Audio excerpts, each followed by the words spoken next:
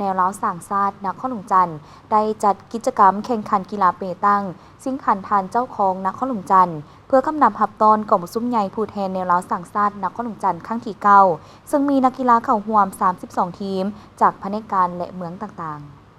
พิธีเปิดการแข่งขันได้จัดขึ้นในตอนเช้าของวันที่11 มีนาคม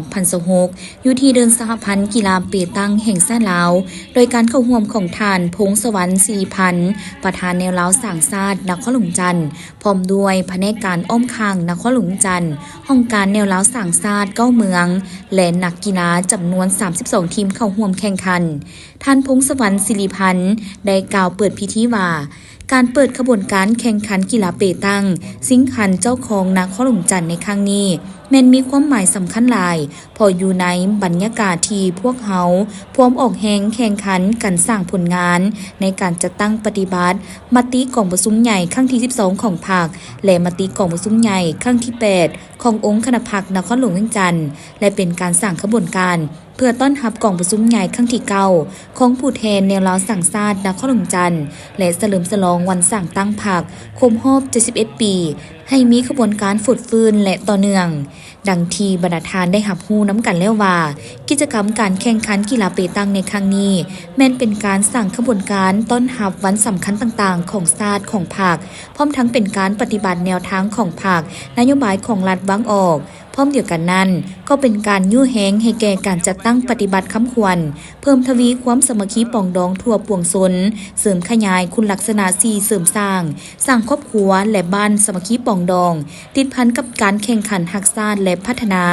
ยกสูงบทบาทและคุณภาพการเคลื่อนไหวแนวล้าวสร้างชาติเพื่อประกอบส่วนสร้างนครหลวงจันทร์ให้เป็นนครน่าอยู่ยืนยงและทันสมัย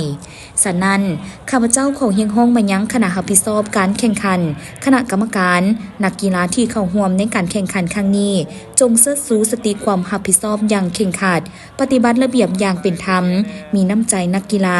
ฮู้เสียฮู้ชนะฮู้ให้อภัยเพราะการแข่งขันในครั้งนี้เป็นการสร้างเงื่อนไขให้สมาชิกพรรคพนักงานที่มีจิตใจมักหักในกีฬา